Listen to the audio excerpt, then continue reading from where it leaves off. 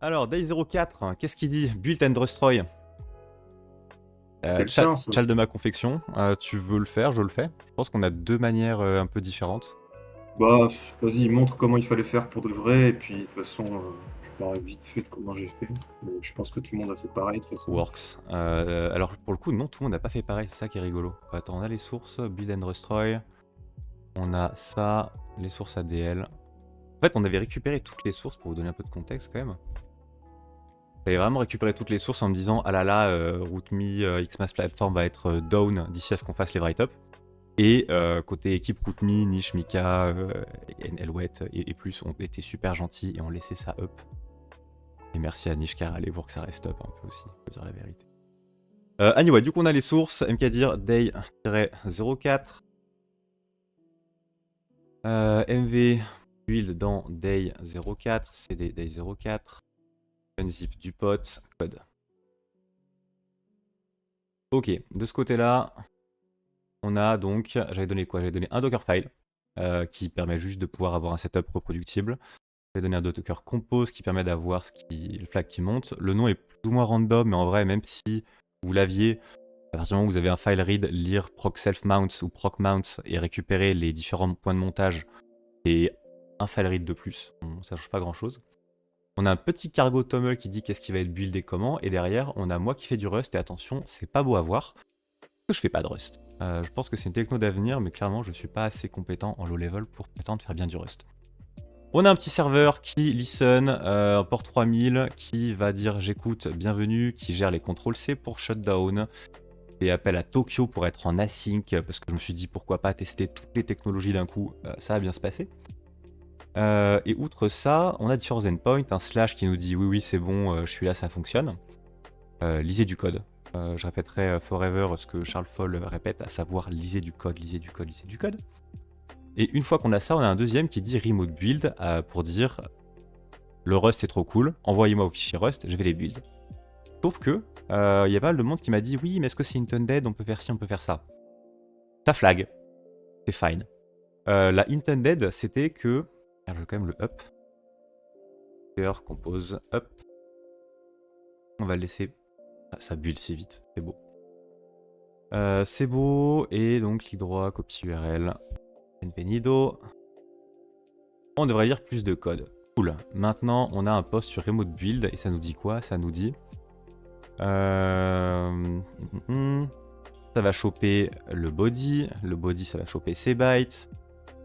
C'est un peu un enfer en vrai à lire, ça va prendre les bytes, en faire des slices, faire des valeurs, pour parser un blob JSON. Donc on voit qu'on lui parle en JSON. On voit qu'une fois qu'on lui parle en JSON, il faut qu'il y ait un objet filename, ok, et il faut qu'il y ait un autre. Un content, ce serait bien.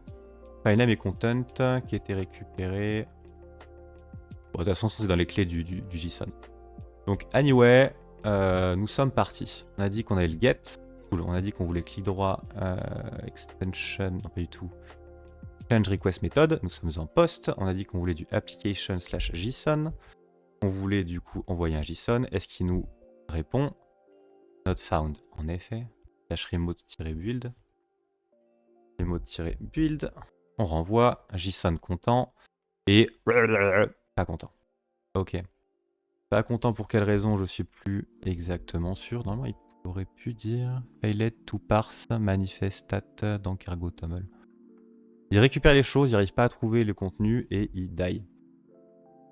Filename, .a, content, .aa. Non, même point virgule. Hop. Et là, ce coup-ci, il fait grrrr. Parce que forbidden. Parce qu'il faut que filename, il y a quand même un check qui dit que notre filename doit se terminer par rs. Globalement, je voulais pas que vous puissiez envoyer n'importe quoi, écraser une librairie, écraser des choses. Donc, a.rs, nous sommes en Rust et t'es pas content quand même. Pourquoi est-ce que ça me... Filename ends with rs. Et donc si on contient .rs ou qu'on se termine par... Si on ne termine pas par .rs ou qu'on contient .point, pas content. On n'a pas de .point et on n'a pas ça, donc pourquoi est-ce que ça fait ça? Je pense qu'il doit y avoir un bail de... Content type... Bah non, pourtant. Peut-être que je l'ai pas appelé content. Sauf que normalement ça devrait quand même bien. Response égale ça, temp-tir égale, ok, ça crée un temporary directory. Ça chope les erreurs et derrière pour file name content dans map. Donc non, ça devrait. Le content est bien censé être un string, donc est-ce qu'on arrive bien au bon endroit? Non. Un exemple qui est dans le readme du CTFD, hein, si tu veux la donner. Bien vu. C'est ouf ce qu'on pourrait faire en utiliser genre 1% de notre cerveau. On le balance dans burp au passage, histoire de pouvoir faire du rejeu quand même facilement. On va le balancer dans burp certes, mais on va l'envoyer au local. 27.0.0.1 en 3000. Comme ceci. Burp, content, pas content? Même burp il... Post, application JSON, oui. Ok. Intéressant. Ah, parce que j'avais pas donné le bon format. Bon, en tout cas, je sais pas pourquoi l'autre m'en veut.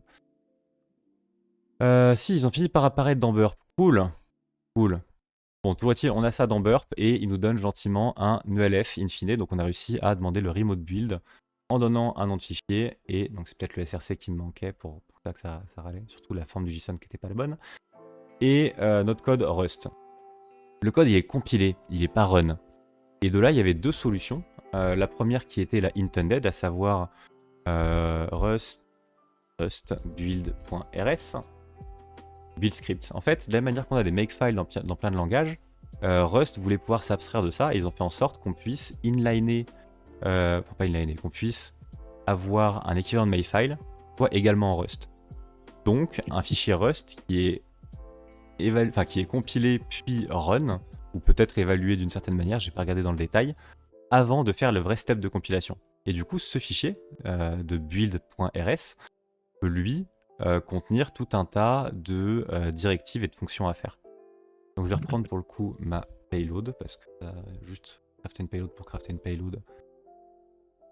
Build, end, destroy. Voilà. Peut-être pour open source, c'est ça. Il y avait le test et il y avait le petit bout de code source qui est fait pour pouvoir aller exécuter une commande en Rust. Et donc juste le fait de mettre cette commande qui RCE dans le fichier qui sera présent en runtime, c'est suffisant. Et est-ce que je m'étais donné un setup and solve? Ouais, je m'étais même gardé un petit one-liner. Et du coup, le one-liner, c'est jamais que le code qu'on a vu en Rust qui est pris d'un exemple ou pondu via ChatGPT qui dit bah exécute ceci, cela. En l'occurrence, il fait un curl vers la reach docker. Est-ce que je l'ai en bien? On va faire un peu différent, on va se faire .1app interact sh. En sachant que au début, vu que c'était parmi les premiers challenges release en deploy, il me semble, il y avait un souci il n'y a pas de DNS. Donc en effet, si vous aviez des solutions qui nécessitaient du DNS, vous étiez principalement triste. Et donc on envoie ça, et normalement... Ah, reset. Oui, non. Ah ah. Ça me la reset, à quel point ça me la reset?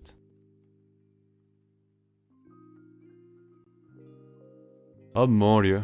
Je pense qu'on va faire un touch RCE à l'intérieur pour montrer que ça marchait et qu'on va dire que le reverse shell ça a pu être. Bash-c, touch, non on va mettre id /tmp/rce. Ok, docx de shell 4 tmp et /rce. Voilà. Donc ça tourne à route dans le Docker et l'idée c'était vraiment d'abuser de ce fichier de build.rs pour aller sneak in une commande qui va se faire compiler et exécuter, non pas au runtime, mais au build time. Donc ça c'était la partie solve intended à base de RCE et de reverse shell, parce que quoi de plus beau qu'un shell quand on fait les choses pas en stream. Et du coup je te laisse maintenant montrer ton solve. Bon, je l'ai refait pendant que tu expliquais ton truc. Vas-y, ouais non c'est bien comme ça, dès qu'il y en a un qui le prépare, l'autre commence à... Ah et en plus ça a fini par arriver, donc on avait bien le flag qui est arrivé ici aussi. Cool. Bon on a un curl qui passe, donc on a bien tout qui est validé. Je mets ton écran? Ouais. Voilà qui est fait. Comme dans la sortie, quand on upload sur le build, c'est pas l'upload, sur le remote build, on récupère en fait le binaire qui est compilé dans la sortie, ce qui fait qu'on peut l'exec. Et quand on cherche un peu sur les macros Rust, on tombe sur la macro include.str, qui permet de charger un fichier distant et charger le contenu d'un fichier.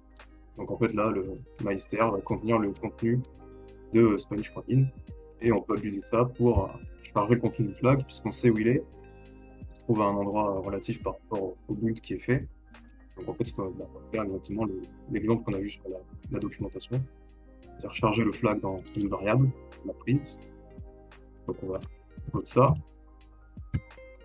On écrit la sortie du binaire dans un fichier qu'on exécute et ça nous l'affiche. Alors je sais pas pourquoi là ça l'affiche sous cette forme-là, alors que quand je l'avais fait en live, ça affichait bien le contenu correctement. Mais bon, voilà. Il suffit de décoder la ski et puis ça flag. La magie du live. Si on voulait vraiment forcer la RCE, il aurait fallu pas avoir la sortie de l'exé à la fin, quoi.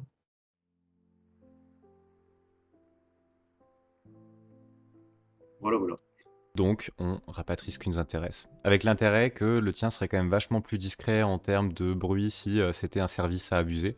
Là où le mien, ça pop des shells, ça fait des trucs. Alors qu'en soi, si t'arrives à lire un proc self environ, ou ne serait-ce qu'un point env quelque part, sans rien exec, bah tu fais tout ce que tu veux en dehors. Là, tu peux lire tous les fichiers sur le serveur quasiment. Yep. Day 5, Friendly Snowman. Tu veux le prendre? Je le prends. On se le fait à deux, je fais scribe. Vas-y, screen. Allez. Pour lui, il est